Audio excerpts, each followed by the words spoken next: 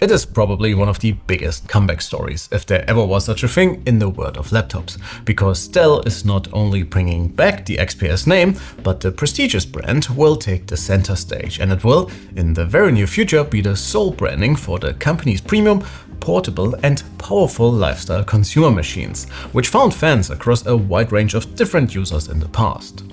But of course we cannot talk about the XPS lineup without mentioning the 2024 models, which still carried the beloved branding while presenting a pretty drastic departure from what people have been expecting. So in the past, an XPS was almost synonymous with a sleek, light yet well-made laptop that left some of its performance potential on the table in favor of a more portable design, while still being faster than your average ultra-thin notebook. So especially creators, programmers and in general power users who do not quite needed a full-blown workstation yet asked for more power than your run-of-the-mill thin and light could provide have been drawn to the portable performance machines. And I felt like exactly that particular group of users had been let down slightly by the 2024 redesign and the 2025 rebranding as Dell Premium.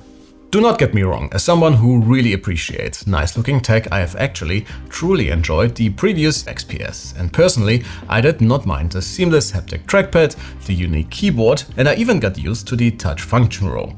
But I can also understand the overall criticism and the general questionable positioning when it comes to performance, usability concerns and price. But in a refreshingly honest turn of events, Dell acknowledged the situation, and they not only invited me to their preview event in New York last December, but also sponsored today's video so I can tell you more about how they want to rectify the whole situation. So yes, the XPS is back. Yes, it has been redesigned, and yes, physical function keys are making an appearance again. And without wanting to spoil our video too much, I think they are on the right track to combine what traditionally made the XPS lineup such a great option for power users while still keeping the unique look introduced with the initial redesign. I've been able to get some hands-on time with an early sample, and with all the changes Dell did to the chassis and Intel's new Core Ultra Series 3 CPUs, aka Panther Lake, powering it all, well, definitely keep an eye on this one. Let's get into it. Alright good people, let me tell you a bit more about this puppy. As per usual with these sort of preview videos, this beauty right here in front of me is an engineering sample, so no benchmarks and no detailed test results, but this time around it should not take too long until we can get you those, so make sure to leave your sub already.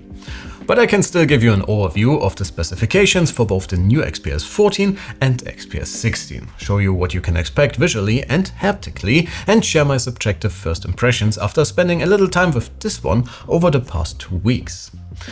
I mentioned it already, Dell bets exclusively on Panther Lake, and in its highest config, both models can be yours with the fastest chip in Intel's new lineup, which means 16 CPU cores and the beefiest available iGPU Team Blue has on offer for 2026.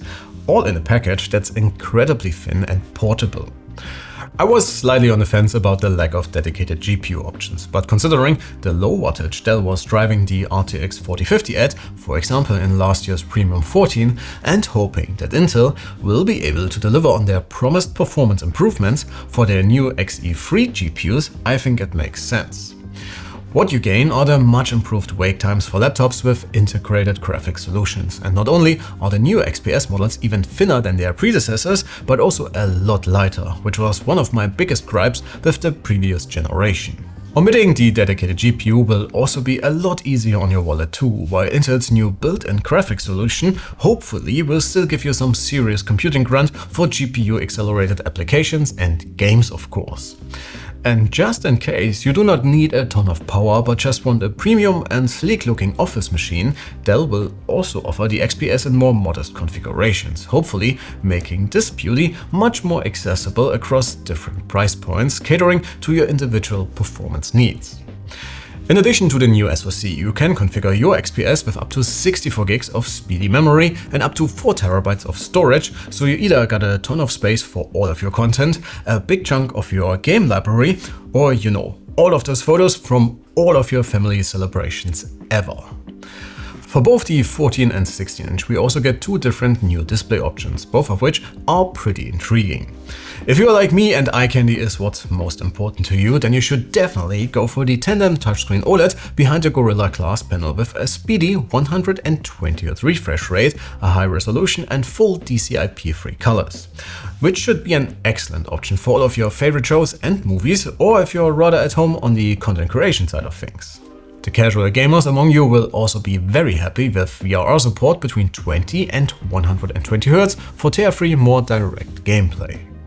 The alternative screen variant might not sound as exciting on paper, but the 2K IPS panel has an interesting ace up its sleeve if you are a proper road warrior and battery life is your top priority for your next laptop. While the screen can run at the same smooth 120Hz refresh rate, it can dynamically reduce it all the way to just 1 Hz to conserve power when displaying static content, for example.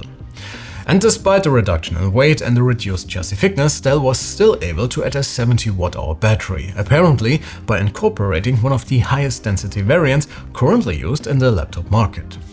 This, combined with Panther Lake's rumored efficiency gains and Dell's general tuning, should make the new XPS models proper mobile computing companions when being out and about. Alright, that's specs, but what about the new laptops as a whole? Well, gone are the tapered edges, and instead of the white silverish model, we get this goldish tone called Shimmer, which launches later in the year. Compared to the last gen Premium 14, you can see that despite the more boxy shape, the new XPS 14 is significantly slimmer. And again, the weight difference is also immediately noticeable and very welcome. Once again, there is simply nothing to complain about over build quality, and Dell nailed not only the visual appearance but also the haptic experience. And with the unibody lowercase, the well-adjusted hinges, the super slim display bezels, which still hide a high-res webcam, and the incredibly clean look of the gapless keycaps, the XPS once again manages to combine a unique look with a generally subtle appearance that will feel right at home during your daily commutes, in the boardroom, at university, or when bringing it to a photography production on set.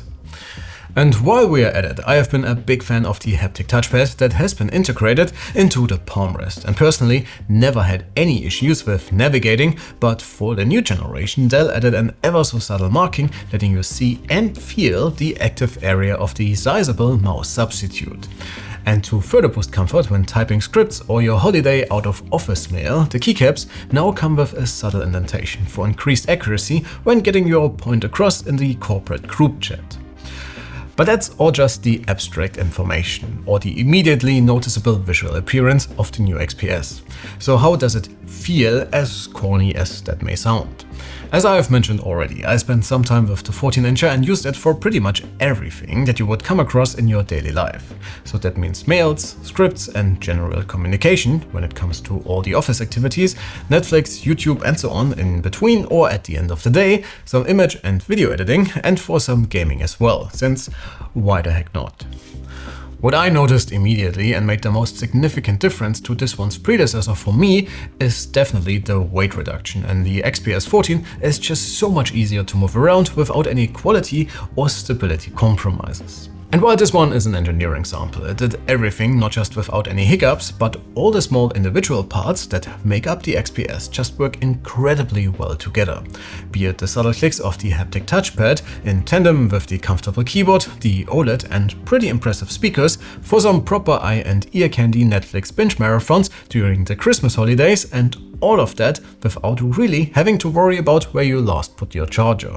Wake from sleep has also been incredibly snappy, and even though I assume I am very much not dealing with final drivers, soft and firmware, the general performance experience also left me quite excited to maybe even use this one, or its bigger brother, for a daily driver experiment in my capacity as a creator.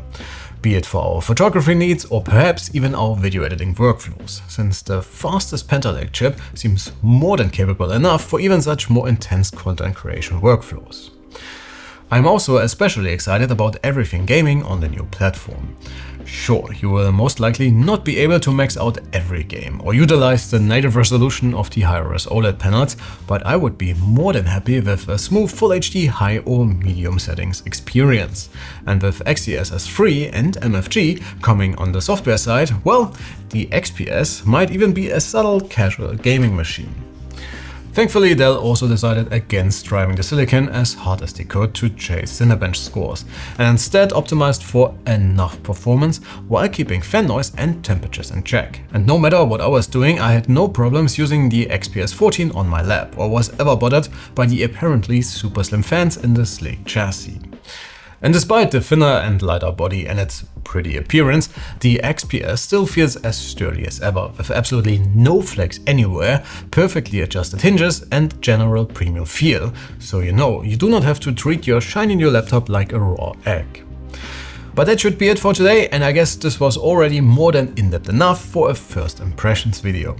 To sum it up, the XPS is back, not just as an individual product, but as a whole family and a promise to combine performance, portability and style into a premium package that wants to be your sole computing companion. And if you ask me, they might just pull it off. But of course, sound off below, since I can't wait to read what you guys have to say about this one. A big shout out to Dell for sponsoring today's video and for sending this absolute beauty to enable us to try it out for you. And if you are after additional information, please follow the links in the description to their product pages. During our time in New York, we also got some hands-on time with new Alienware products, so make sure to check out that video as well. And since it won't be long until we get final review devices for the XPS 14 and 16, please leave your sub so you won't miss those videos once they are out. If you felt informed and entertained, your like is always appreciated. Thanks a ton for watching, folks. My name is Alex, you have been absolutely fantastic, and I can't wait to see you all in the next one. Take care.